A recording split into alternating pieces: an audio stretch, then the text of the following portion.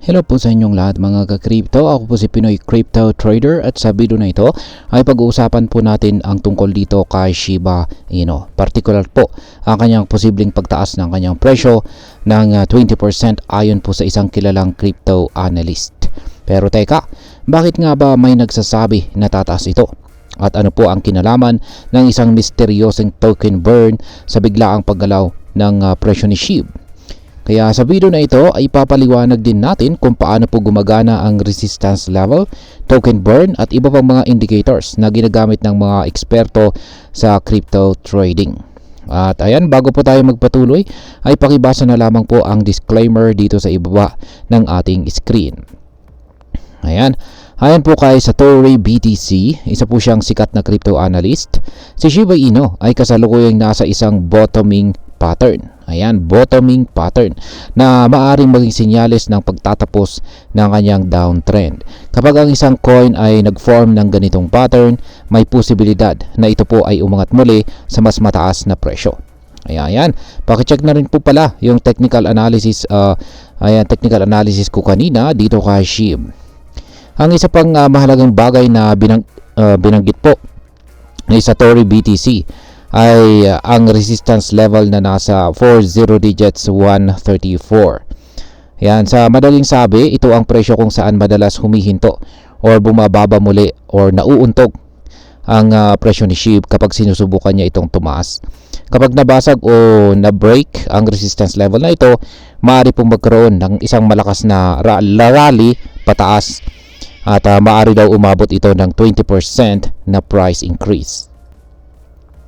Ngayon ay meron pong nagsunog ng 1 billion na SHIB token at na-content ko po yan sa mga nakalipas na video. Ayan, at ano kaya ang naging epekto nito? Ayan, bukod po sa technical analysis ay meron po kasing isang malaking pangyayari na nakapukaw sa atensyon ng mga investors, kung saan ay meron pong isang misteryosong SHIB burn na umabot po sa 1 billion SHIB ang nasunog. Para sa mga hindi po pamilyar, ang token burn ay isa po itong proseso kung saan ang ilang crypto tokens ay sinasadyang winawasak o inaalis sa supply upang bawasan ang dami ng umiikot or circulating supply sa market. Kapag bumaba po ang supply ng isang token habang nananatiling mataas ang demand, nagkakaroon po ito ng posibilidad na tumaas ang presyo nito. Kaya isipin mo na lamang na ito ay parang isang limited edition ng sapatos. Kung konti lang ang supply nito pero marami ang gustong bumili, tataas po talaga ang presyo nito. Ngayon ay ano pa ang iba pang mga indicators na nagsasabi na tataas itong si SHIB?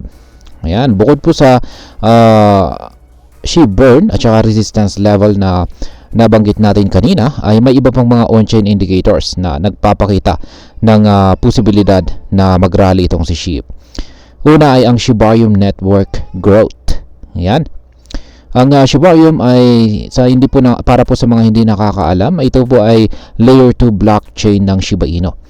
At ito po ay may tumataas na total value lock or TVL na umabot na po sa pinakamataas na level nito or antas nito mula pa noong January.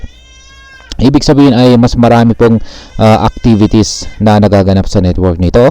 Mas maraming gumagamit. Yan, ang ibig pong sabihin yan ay mas maraming gumagamit at nagpapakita po ito ng matibay na ecosystem ni SHIB. Yan. Maliban po sa paglago ng Shibarium network ay ang whale accumulation naman. Ayan, maraming mga crypto whales. Ito po yung mga malalaking investors ang bumibili at patuloy na nag-iipon ng SHIB tokens. At ito po ay nagpapahiwatig ng tiwala nila sa posibleng pag-angat ng presyo nito sa hinaharap. Kapag ang malalaking investors ay naglalagay po ng malaking pondo sa isang coin, kadalasan ay sumasabay ang ibang traders na nagtutulak sa presyo pataas. Ayan. At ang panghuli ay ang bullish sentiment. Kahit na may mga pangamba noon dahil sa tinatawag na death cross pattern, kung saan ay bumaba po ang presyo ni SHIB, mukhang unti-unti naman pong bumabalik ang optimism sa market. Ngayon ay ano naman po ang maaring maging hadlang sa pagtaas ng presyo ni SHIB? Ayan, syempre nandyan po yung binanggit natin kanina na resistance level na nasa presyong 40 digits 134. Ayan, kung hindi po ito mababasag ay maaring manatili po itong si SHIB sa kasalukuyang presyo nito or baka bumaba pa ulit.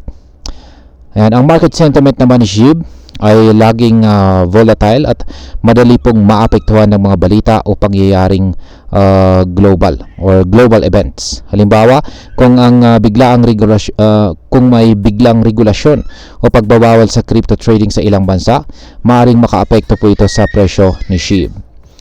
At maski may token burn po itong si SHIB, ay hindi pa rin po ito sapat. Ayan, maski may nagsunog ng 1 billion na SHIB ay hindi pa rin po talaga ito sapat. Ayan, malaki po ang 1 billion na SHIB burn, pero ayan, maaring hindi sapat para pagalawin nito ang presyo ni SHIB para umangat. Marami pong analyst ang nagsasabi na para umabot ng 1 cent or 0.01 ang presyo ni SHIB, kailangan po talagang magkaroon ng agresibong token burns kung saan ay bilyon-bilyon o kahit trilyon na SHIB ang kailangan pong masunog. Ayan, bilang panghuli ay ano naman ang aking masasabi tungkol dito.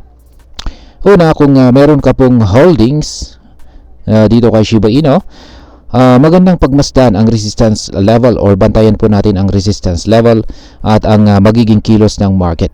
Kung nag-breakout ito, maaaring may short-term profit opportunity po tayo sa pagtaas ng presyo. Kung balak mo naman na pumasok dito kay SHIB, ayan, kung isa ka pong baguhan at nag-iisip ka na gusto mong mag-invest dito kay SHIB, siguraduhin handa ka sa volatility at huwag bumili dahil lamang sa hype. Mas mainam po na pag-aralan mo ang market trends bago ka magdesisyon. Ayan, sa mga long-term investor naman, ay bantayan po natin ang patuloy na development dito sa ecosystem ni SHIB, lalo na po kay Shibarium. Ayan, at kung gaano po kabilis ang token burns.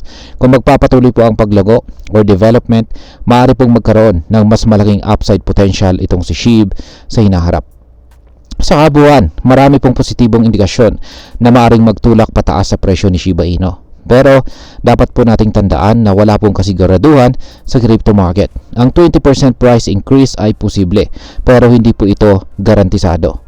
Ang pinakamagandang gawin po natin ay ang maging updated sa latest news, mag-research po tayo ng mabuti at gumamit po tayo ng risk management strategies para hindi po tayo matalo sa pabago-bagong presyo ng crypto. At ayan, hanggang dito na lamang po tayo sa video na ito mga ka-crypto. Marami pong salamat sa panonood. Ingat po tayo lagi at God bless po sa ating lahat.